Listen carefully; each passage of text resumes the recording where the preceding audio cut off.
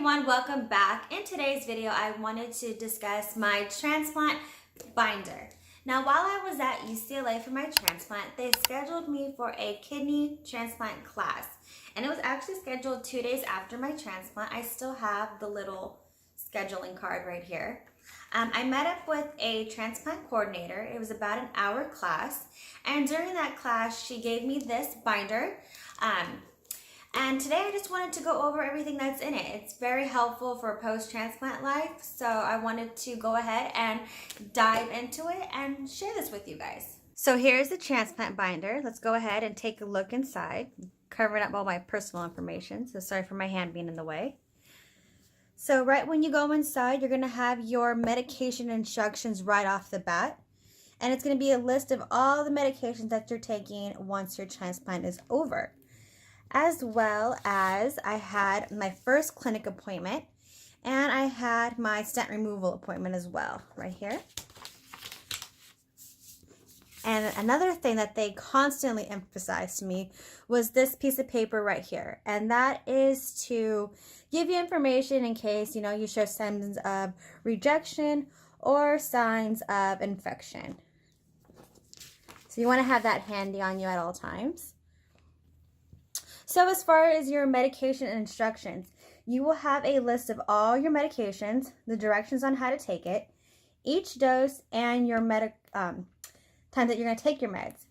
Now, if you ever do anything on here, I suggest you use a pencil because as you know, post-transplant, your medication is constantly changing. So if you write in pen, it is going to be a complete mess. So once you pass that, you're going to have your discharged handbook, and that is how you're going to be taking care of your new kidney. So you have, your table of contents. I have all the phone numbers to everybody that's part of the transplant team. As far as clinical visits, their times, their lab test times, everything like that. The first tab is Introduction. Just gives you a little background on kidney transplant, a little fun thing to read. We have After Surgery, and that is for some patients after their kidney transplant, you might need a biopsy or an ultrasound. For me, I did not need a biopsy. All I needed was a few ultrasounds. And then also, it's also preparing you for your stent removal. It gives a little bit of information on it, how to handle things, what to expect, and some more after surgery information, as well as a picture of what my kidneys looked like beforehand. You see I had these two kidneys right up here and nothing down here. After my kidney transplant, what people think is that when you get a kidney transplant, you lose both your kidneys. In some cases you do in case there's an infection or need to remove them. But in most cases, you do keep your two kidneys and you get a new one right here in the bottom. The next tab is Possible Complications. Now you have a whole table of contents of possible complications that you could experience, such as rejection, infection, other possible complications. Here is some possible long-term complications. So it's a great binder to read after the post-transplant, just so you become more familiar with what life is going to be like. Next is clinical visits. As you might already be aware if you're following along, I had my transplant at UCLA Health, and the transplant center is called the Connie Frank Kidney Transplant Center. Now once you flip here, here is everything that I need to know: what times to take my labs, what time to eat, what time to take your medication, and when to report back for an appointment. And here's just more information regarding my clinic. And after that, we have Taking Care of Yourself tab. Once you're post-transplant, your journey is not over. There's still a lot that you still need to be mindful of and to take care of. And here's a table of contents on everything you need to know. How to have your daily living, how you're not allowed to, lift over 5 pounds. Driving is also permitted 3 weeks after your surgery and things like that. hygiene, when to return to work, your diet, as well as some people don't realize that after your kidney transplant, you need to be careful of sun exposure. Pets, I know I get a question about this a lot. Dogs, cats are completely safe. The pet that you need to avoid is actually birds. So if you have a bird, that is one thing that you will not, no longer should be around. As well as gardening. Stay away from dirt, planting flowers like that.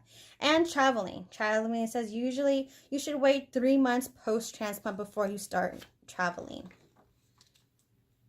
Okay, the next is my favorite section, which is daily logs.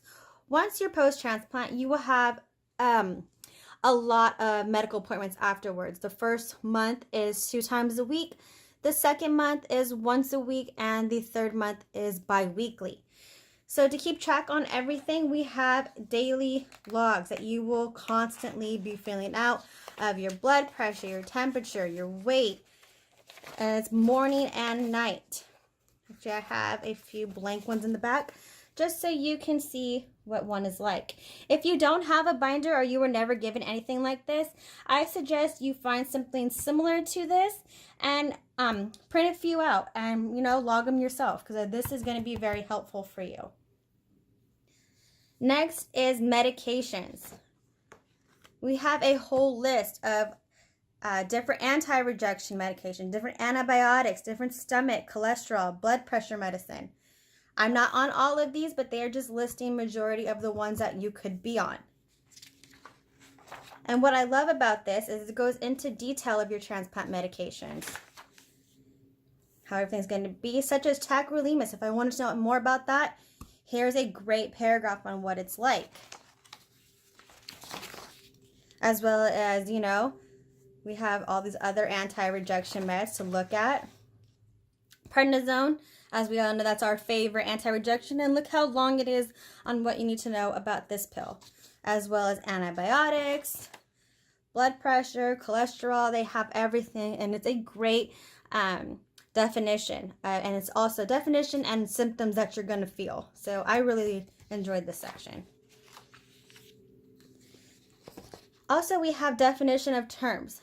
Doctors, they use a lot of medical definitions that you might not be familiar with. So we have everything down to creatinine, to dialysis, to your graft function, all laid out on what the definition of each thing is. And last, we have additional information. Now, this is just maintaining a healthy lifestyle after transplant. It's a little long thing that you could read. Just really goes into dieting, what life is going to be like, best ways for, dental care, skin care, and so on. That's the last part of it. So, once you're post-transplant, you're going to be doing a lot of recovery. You might get bored just laying in bed. So this is actually a good thing that you can read and follow up on just to become more informative about everything that's going on. And that is the last of it. And of course, on the back, they emphasize this page one more time because, as we know, you need to be mindful of signs and symptoms of rejection and signs and symptoms of infection.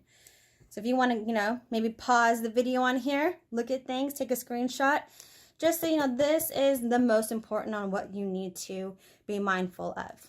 So that was my transplant binder. I hope that some of this information has helped you. When I was discharged from UCLA, obviously I was left with the binder as well as a pill container that looked like this. Now, not all hospitals are the same. Some might give you this binder in a pill container, some might not. But if you did receive anything like this, I would love to know in the comments down below. I remember that before I had the transplant, I was always curious if I was going to get anything that would help me post-transplant life, and this binder did just that. I suggest that if you aren't given a binder like this, that you might want to print out some logs so that way you can keep track of your blood pressure, your weight, your temperature. It makes things so much easier after your transplant because then you can see a pattern forming, you can see when things might be going a little off. And I suggest doing it morning and night. So if you enjoyed this video and the information, please give us a thumbs up. if you would like to see more, please subscribe for more down below. Just click that little red subscribe button.